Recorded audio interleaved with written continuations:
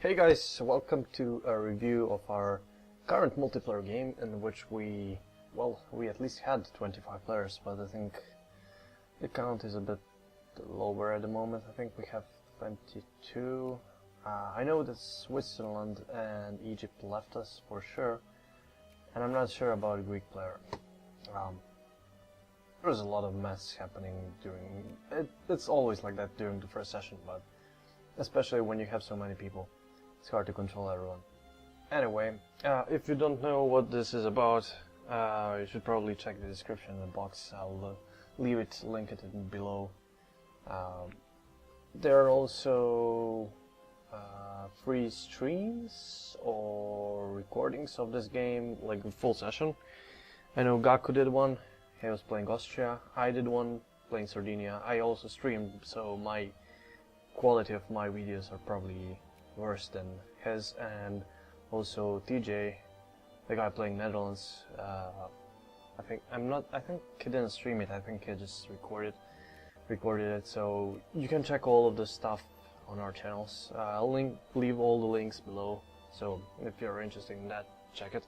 Also, if you want to join us, just check the forum of the game, or you can just come on Paradox Plaza TeamSpeak every Saturday from this is 1 p.m. EST or 7 p.m. Central European time. So that's it. I'm not gonna waste too much time. Now let's go straight to the game. I'm not gonna talk too much about America and Asia because things are very simple here. USA dominating completely. Now unfortunately, I don't think this was the best choice for Mexico player to sign a treaty with USA, giving them basically all of their cores plus a bit more.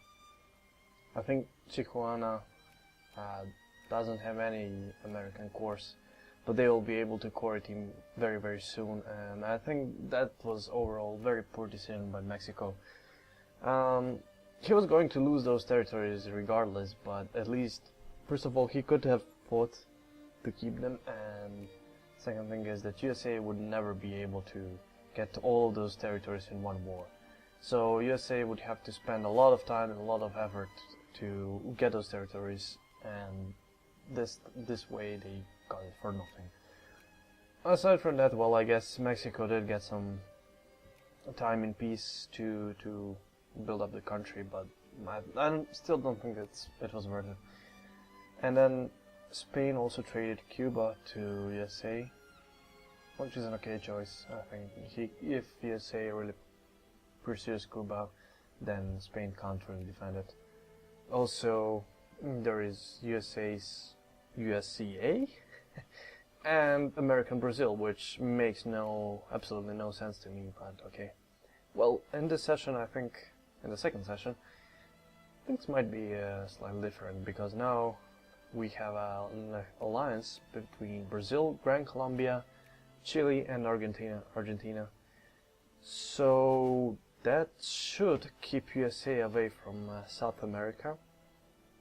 But again, I don't really understand American Brazil. That really, why? Anyway, I'm really surprised that Gran Colombia was able to form so early. In this mod, actually, they don't need to be a great power to form it, so it's a bit easier, but still, I think it's quite decent success, and you're a secondary power, so I think things are really going very well for them. They have 1 million population, I'm not sure what's the Brazilian population, only 1.6, which is really, really well for Colombia. They can easily out-immigrate Brazil, and I think if they make correct moves, they can be basically superpower in South America. We'll see what happens there. It's going to be an interesting interesting time for South American countries for the next I think next two sessions will be very interesting for them. Although it really depends on how they decide to play it. Like if they decide to isolate themselves, not sure how much they can accomplish. Everything will be decided in Europe, I think. In Africa there is not much to talk about. There are some moves that I don't really understand, like Austria getting Zulu without UK intervening there. Did they have any treaties? I'm not sure, I think they didn't. But it doesn't make sense to me. Like, if UK decided to protect Orange and Transvaal, why wouldn't they protect Zulu also?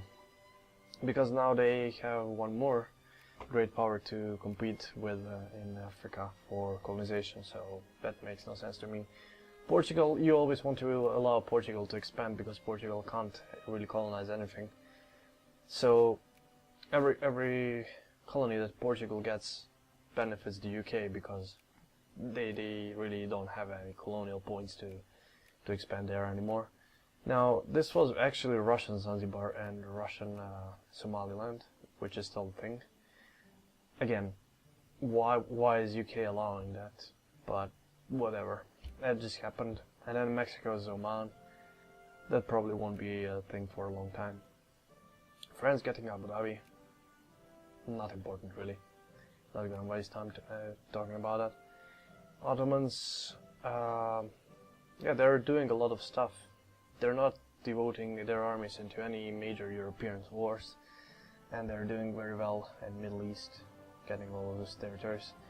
Not really the best territories they could get, but then they got Ethiopia, and now they're in a war with Egypt.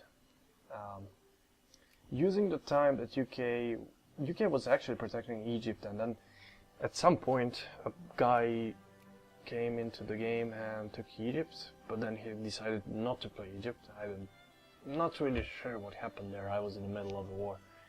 But anyway, Egypt, I believe Egypt was protected by UK, and then suddenly they just changed their mind and went in.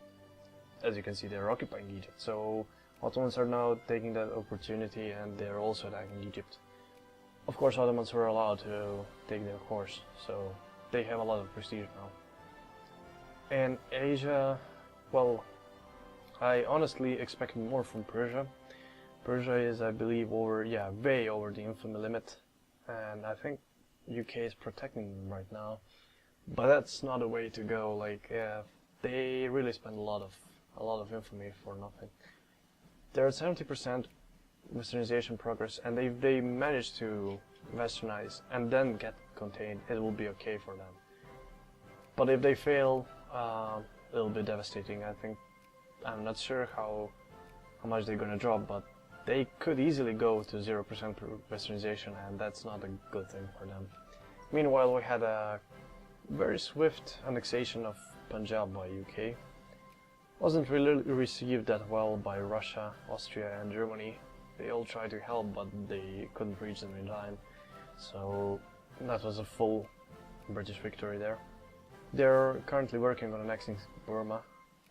That'll be done quickly. Dynam, quite disappointing, to be honest. I was expecting much more for them. I think they lost a war somewhere. Obviously they didn't get any territories. Maybe they did. They did get this one, I think. That's not really worth it. It doesn't give them too many research points. There was a Dutch Asia. Nothing really major there. They just expanded into logical places, really. Trying to avoid any conflicts in Asia, which is a good thing. And then we, again, have a logical expansion by Austria into Malaya. I'm not sure if anyone is going to respond to that, but definitely not the one that is able to do anything there. So, meanwhile, we have a Japan player, a pretty good one. 75% westernization progress, and I think I checked their points, and they need like 4,000 research points to finish westernization, which will take around 2-3 years maybe, without any wars, I think. Could be more, but they're definitely going to westernize by 1855, so that will mean some serious trouble for UK, I believe. Not sure what is going to happen between Russia and Japan. Russia should have Manchuria in their sphere. That needs to be edited still. So Russia does have that, and I'm not sure if Japan will be attacking Russia. Russia is currently very weak, so I think that would actually be a good move. Japan is still allowed to make an alliance with China, I think. They probably have terrible relations. Yeah, they do. They fought a war. Anyway, moving back to Europe, where the things are really interesting. So we had early Scandinavia and very, very early German Empire. Most of the causes for German Empire to form so early was Austrian deal with them, in which Austria would get Bayern, but Germany was allowed to form without Austrian intervention into any of the states that they had sphered. And I think there were definitely no treaties between Russia and German Empire. So my opening move was not to go for two Sicilies or Papal States, which at the time were in French sphere, but to go for Tunis, which is kind of a safe play. While I was going for Tunis, Austria declared war on me, so I tried to go for a safe play and declared war on two Sicilies. Didn't really work out. I mean, I can't really remember if I actually declared a war or just had a justification done and then just decided not to really do anything about it. Anyway, so what happened in the first war was that France defended me, so it was France and Sardinia Piedmont against Austria and Russia. Now I don't really understand why is Russia helping Austria when they can easily take really, really great promises from Austria if they helped us. But that's a player decision, so anyway, the problem with that war was we could have held them probably, and probably we could have pushed back, because initially we weren't really prepared for that war, so they pushed into Novara and Alexandria, but later on we managed to stabilize the front. But the problem was that Germany decided to threaten France for Alsace-Lorraine, and what happened was that we surrendered against Austria and Russia, while France just handed over Alsace-Lorraine to Germany, to NGF, I think, at that time, and allowed formation of German Empire in exchange for Alsace-Lorraine being returned to them, which is an okay decision if you are definitely sure that you can't fight them. And I think at that point France really wasn't able to fight not only Germany, but two-fronted war was out of the question. Like, they would just peace out against Austria, but they weren't ready for German invasion there. They didn't have lines, so they would just lose there. There wasn't really no point in France fighting there. Even though I'm one of the persons that really thinks that France should keep Alsace-Lorraine at all costs. But this was impossible war to fight, really. So anyway, what happened next was basically me trying to get some colonies. I went for Ethiopia, and then the way AI pieces out in wars is really ridiculous, because I had more war score than Ottomans, and I was demanding less than Ottomans did, but somehow they managed to piece out before me. It didn't make any sense, so I lost a lot of prestige, basically all of my prestige. What I tried next was to delete all of my troops and get militancy up, but unfortunately you can't do that with Sardinia Piedmont. As you can see, we have a lot of militancy here, and we have a lot of war exhaustion at the moment, 33%, but there are no Garibaldis. There are some Italian pan-nationalists, but there are very few of them. These guys won't be able to form Italy, no way. So yeah, I got rid of all of my brigades, and then I figured the only way was to somehow attack Sicily and get them to rebel and form Italy that way. But meanwhile, Austria and Russia didn't waste any time, so they attacked again. And this time I had no troops in the beginning of the war, so I had to rebuild quickly. And I actually transported my troops to Tunis because I realized, well, there is very, very little chance that we can actually win that war, so I might as well use the opportunity and attack two Sicilies and Modena separately. I actually got Modena, Sibiu and Modena for repay that, so that's kind of lucky, but it wouldn't really matter. You need two Sicilies. Modena can actually be prevented from forming Italy by Austria, because they have them in their sphere, so they can just clear rebels if they spawn. So what happened next was, I was actually quite surprised that Netherlands and Spain joined our side so early, and quite kind of a logical move by Germany. So they realized, okay, so Austria and Russia are really aggressive, I'm gonna join French and Sardinian side. And then the Great War happened, basically. Now the problem was that Germany had a treaty with Austria still going, so they weren't allowed to invade Austria.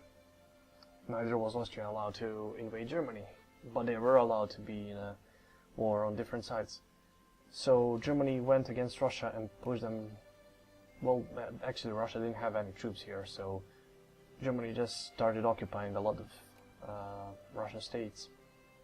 Meanwhile, we were fighting some really deadly battles in Novara, Alessandria and Milan. A few times we managed to push Austrians back all the way here. I didn't really have many troops there, as I mentioned earlier, so all of my troops were here trying to conquer Sicily. And unfortunately, due to that Sicilian war, UK still had a truce with Russia, so they couldn't actually help us in the war, even though they really wanted to. So somehow Sicilian troops managed to get to Parma and Genoa, and even though we held the line in Alessandria and Novara, they started attacking French troops here, and that was a critical point in the war, because due to that, it wasn't even just a distraction, because you would assume that, well, what can an AI do? But actually, there were 40k of French troops against 50,000 of Sicilian troops. And Sicilian troops, I think they really had a great general there. And they actually managed to beat French troops. While Austria, as soon as they realized what was happening in the south, they attacked here, Alessandria and Novara again, and pushed us all the way back to, what's it called? Frejus, whatever. Anyway, all of my land was basically occupied at that time, and somehow, I think, I can't really find a bad move by Austria there. Like, logically they shouldn't have been able to win those battles in the first place, but somehow they did, and they managed to get Turin and Nice. Then I had to move my troops back from Sicily, and I placed them, I think, here. Now the thing was, this was still occupied by Sicily, and they could actually see Spanish and French troops here, and all of those troops were really low on manpower, and they were all regenerating. So they decided, well, okay, we have Turin occupied, we have Alessandria and Savona occupied, Novara and this thing were still not occupied. So they decided, okay, let's give France no time to reinforce, we're gonna attack. And, well, they attacked. I reinforced immediately, and we simply outnumbered them heavily and beaten them really bad. So what was the result of the war? Papal states that were actually annexed during the first Sicilian-Austrian war were released. Spain got Zanzibar, and not sure when, but Germany got 2 states out of Russia. Also, I think, yeah, France got their French Ivory Coast back, which they lost in the first war. Overall, when I actually thought about it later on, the stuff that we got from the war is really not as great. I think we kind of forced a peace, but I think we could have gotten much more. So now we have basically a stalemate in Europe. I'm not gonna talk about outside of treaties like outside of Europe, because they're really kind of dull, not really interesting.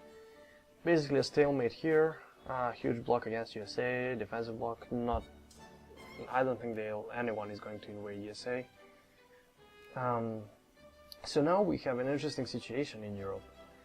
We have a three-way defensive pact: German Empire, Austria, and Russia. With Germany later on signing a defensive pact with France, which made no sense to me at the first point. Like, when I saw that three-way defensive pact between them, I thought, well, there is nothing more obvious than Germany attacking France.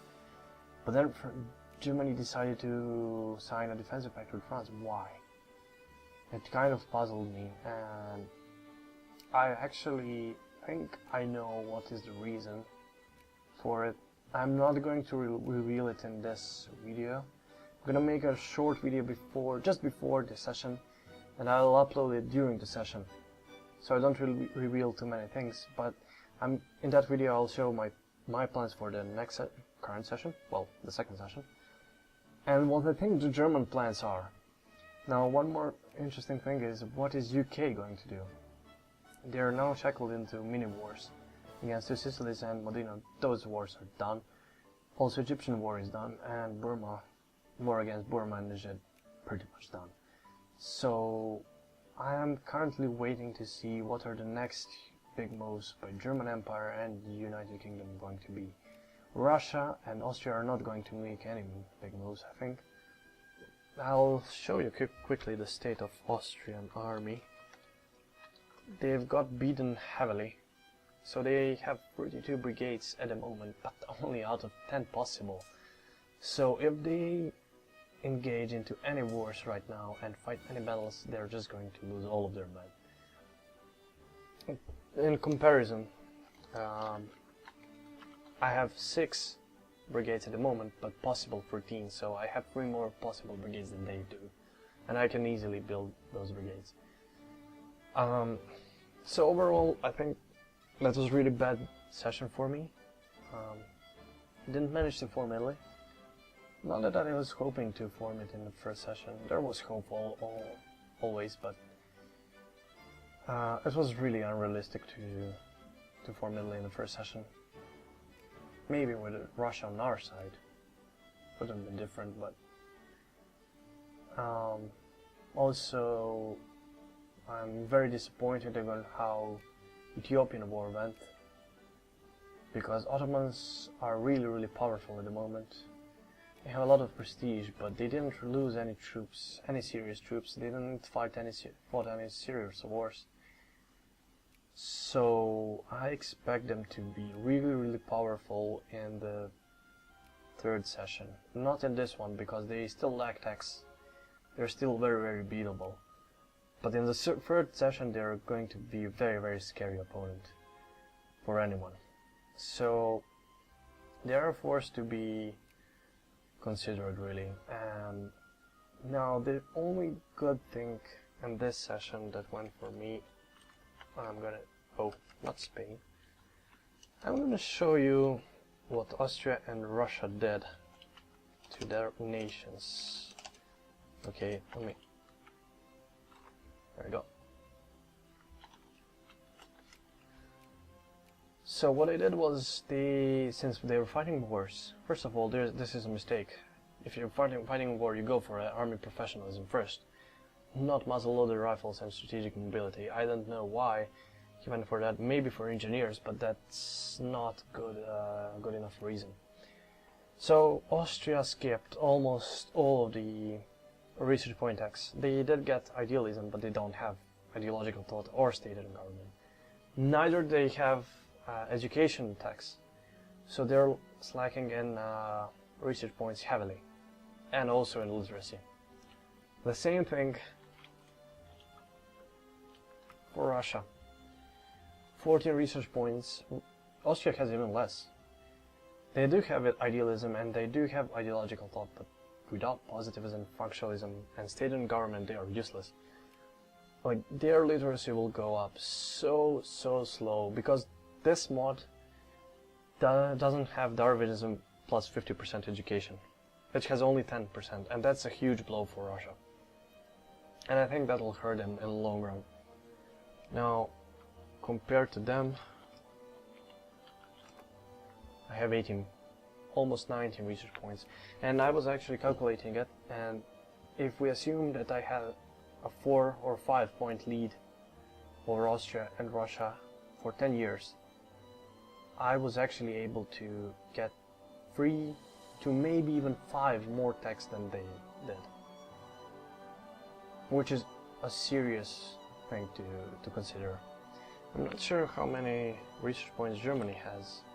They have 22, so they are ahead of me, way ahead of me. But check this, UK has less research points than me. So I think that is a small victory for Sardinia, but I'm not, no, that's definitely not a good enough compensation for the lost wars. Lost war, actually, so only lost one. Anyway, again, if you want to join us, we're playing every Saturday from 1 p.m. EST, or for Europeans, that is 7 p.m. Central European Time. So thanks for watching and stay tuned.